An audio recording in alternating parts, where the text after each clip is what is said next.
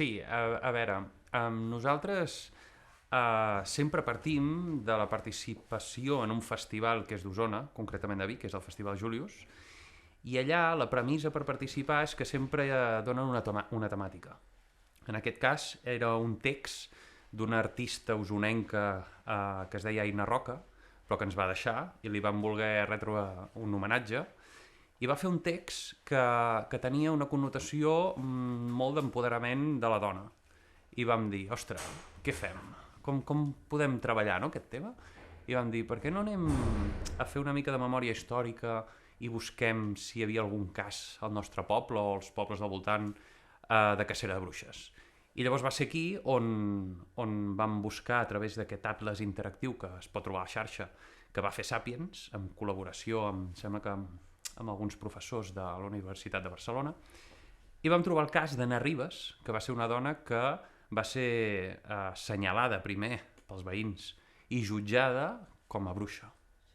I vam dir, doncs va, per què no treballem aquesta bruixa, no? I a mi m'interessava marxar del que havia fet fins ara, que jo venia de la paròdia, fer una cosa més sèria, fer una cosa més poètica i barrejar-ho amb dansa contemporània. De dir, va, anem a tocar unes tecles que no hem tocat mai, a veure com ho podem presentar.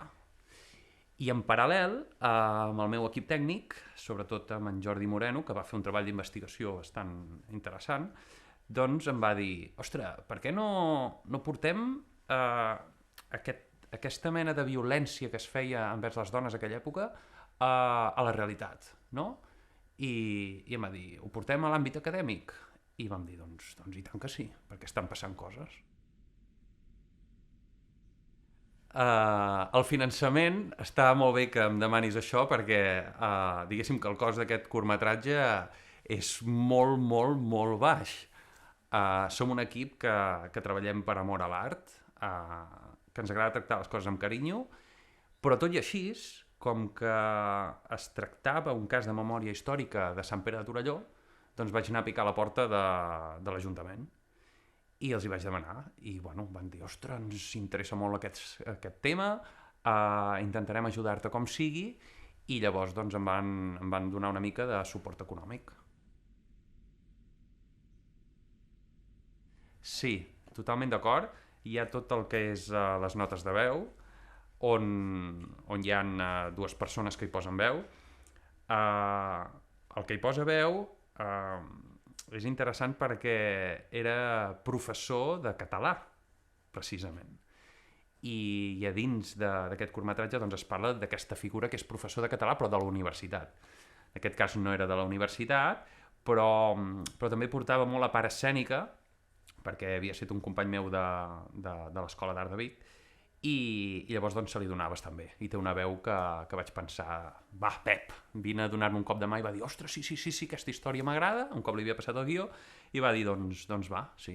I llavors la noia, és curiós perquè la noia que hi posa veu no és la mateixa que fa la dansa, tot i que hi ha un moment on parla, però no és la mateixa noia.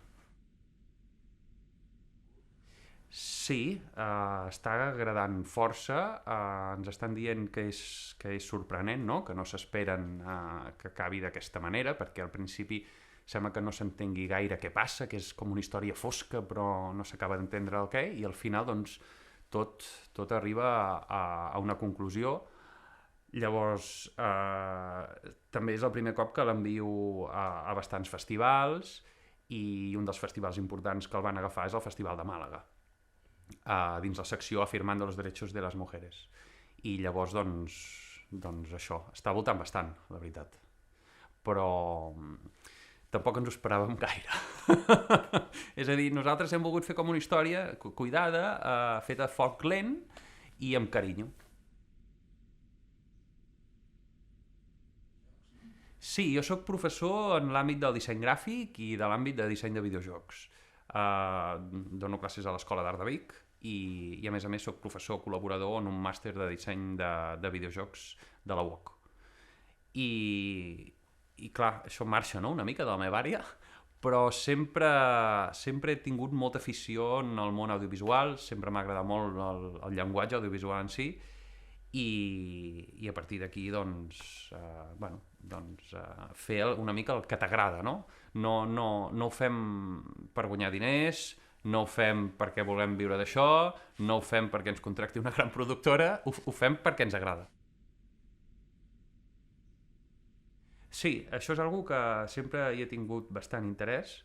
Al final, quan es crea cultura, sigui en format de videojoc, sigui en format d'una pel·lícula, sigui en format d'una novel·la, al final doncs, crees algo que hi pot arribar a tothom, no? Doncs també és un mitjà d'expressió. Per tant, si tu vols reivindicar alguna cosa, és que ho pots fer perfectament.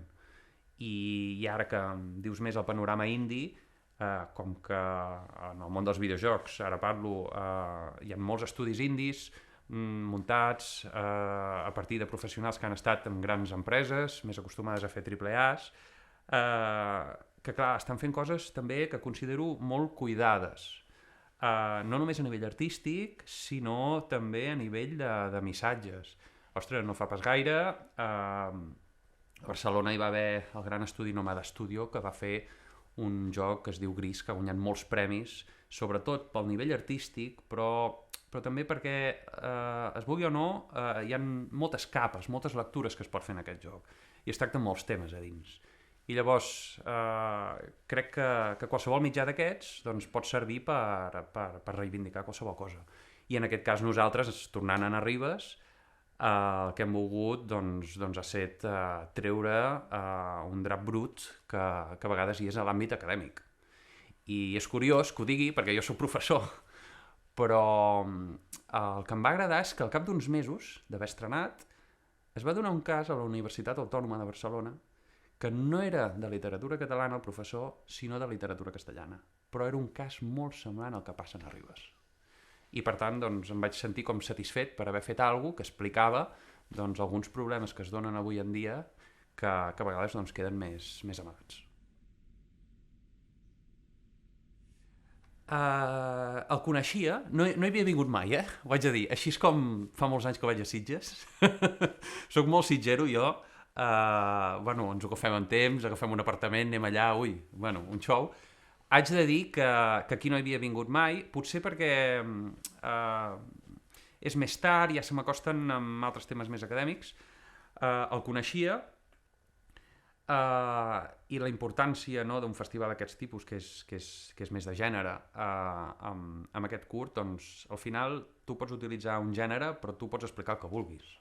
Però pots trepitjar gèneres. És més, molts cops els gèneres es trepitgen entre ells, i fer gènere pur i dur a vegades sembla que hagi de ser doncs, un guió molt tòpic, que ens trobem sempre el mateix, no? Un assassí que va perseguint la gent. No? Aviam, podem trepitjar parts de gèneres diferents i explicar coses. I llavors doncs, crec que es pot explicar qualsevol cosa en festivals així. No és estar d'acord o no.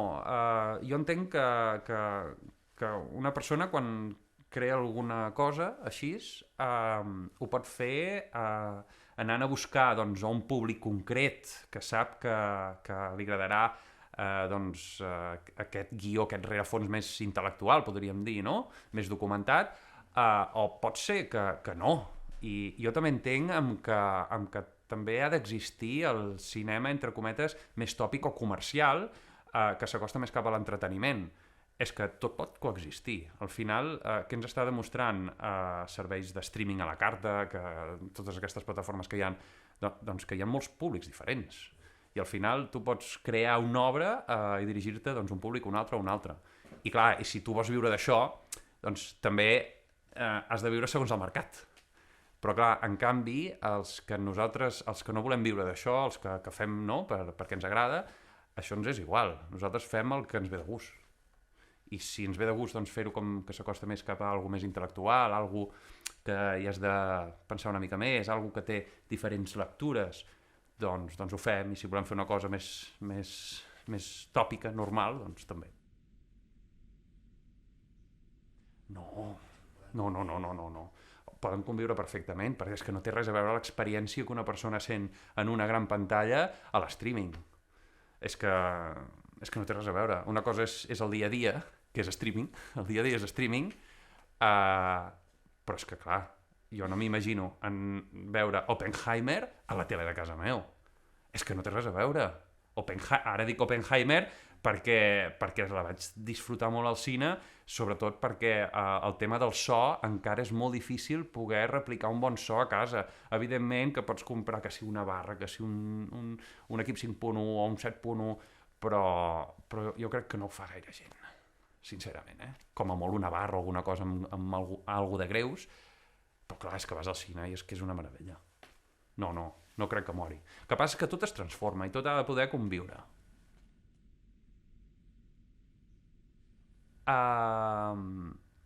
Aviam, ara mateix he acabat un altre curtmetratge, recentment. És una cosa completament diferent a la que feia, és un docuficció, per tant no és ni un fals documental ni és ficció, perquè barreja doncs, part documental i part que no existeix, no? Que ens ho hem inventat nosaltres.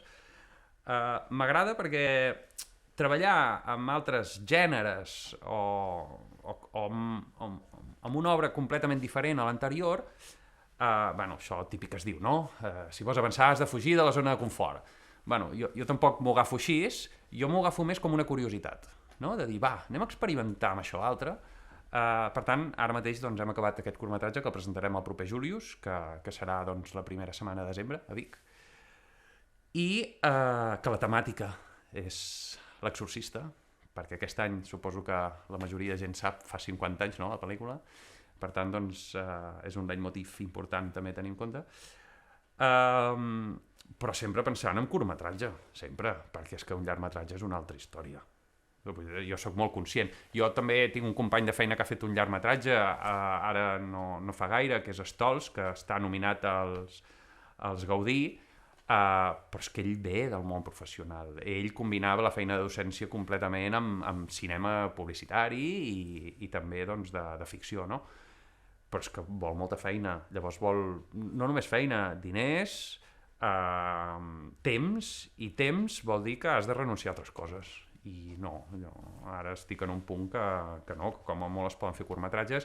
També tinc una filla d'1 any i mig i clar, jo també haig de dir que pensava que no en faria cap més i vaig fent a Ribes i també hem fet aquest altre, però clar, ho fem... Clar, el rodatge ho concentrem tot en 1, 2, 3 dies. I la feina prèvia de preparar, del guió, de la direcció d'art, tot això és el que anem coent molt a poc a poc, que tothom pot fer amb el seu temps lliure, no? Amb el seu temps que pot dedicar a fer aquestes coses.